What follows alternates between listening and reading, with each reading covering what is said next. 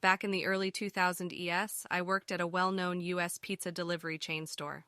For anyone who has ever worked in the U.S. food service industry, you're probably familiar with what a failing dumpster fire of a restaurant looks like. On many nights, it was literally just me and one driver taking care of the whole restaurant. Breaks were out of the question because the restaurant would be completely unattended. The recent franchise buyers were complete and total idiots who would show up unannounced to yell at me. And the overwhelming majority of our customers ordered once and then never again. We had pizza deliveries taking 90+ minutes, people bringing them back to the store. It was a nightmare, and I got paid $8, 50 hour to run shifts. One night I was running a shift and it was particularly dead. Such nights were not uncommon and they were basically the only reason I still worked there. Well, 11 p.m. rolls around as I'm kind of standing by the phones watching the clock tick down, and a clearly homeless man walks in. He introduces himself as Ricky and asks if we had any leftover pizzas that nobody picked up. I apologetically inform him that we didn't. He smiles and thanks me anyway, but then, since I'm in such a good mood, I ask him what he wants. He says he likes the Meat Lover's pizza. Since he isn't a sociopath like some of our customers, I say I'll be happy to make him one. Ricky at this point is so thankful that he sits down in one of our chairs and starts bouncing up and down like a little kid. I put the order in and pay for it myself. It ends up being $1.12, or basically an hour and a half of work for me. Good deal in my mind.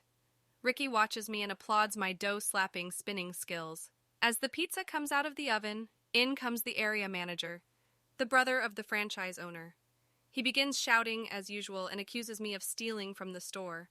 As he goes into his tirade, one of our few regulars, Henry, comes in.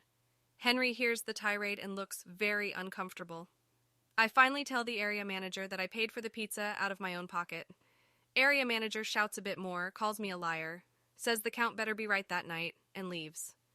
I apologize to Henry and Ricky, who both tell me, an 18-year-old kid, "Yeah, work sucks, doesn't it?" Ricky gets his pizza, Henry gets his, and they leave around the same time. I see them talking outside. The next night, Henry calls me for an order. This was unusual because he was generally a once-a-week guy. I also found it unusual that he ordered a Meal Lover's pizza instead of his usual Supreme. I took it, made it, and 20 minutes later, Henry calls again apologetically to cancel it. I say okay. In a bizarre coincidence, Ricky rolled in right around that time asking for a pizza. I just so had one that was going to go uneaten sitting under the heater. And so began the nightly dance. Henry would call, order a Meat Lover's pizza, and I'd make it. Henry would then call again, cancel, and Ricky would coincidentally roll in. Every night, same time. You could time it to the second. This went on for months. Eventually, the area manager caught wind because a bootlicker coworker of mine narked on me, but I responded that I was just doing my job as instructed. They then stopped putting me into the schedule rotation in a quiet firing sort of way, but I really didn't care. The restaurant went under about a year later. Obviously, it wasn't all Henry, but I was glad to see it go. Hey guys, this is Storyscape. If you enjoyed this story, remember to like, subscribe, and comment what other video ideas you want to see.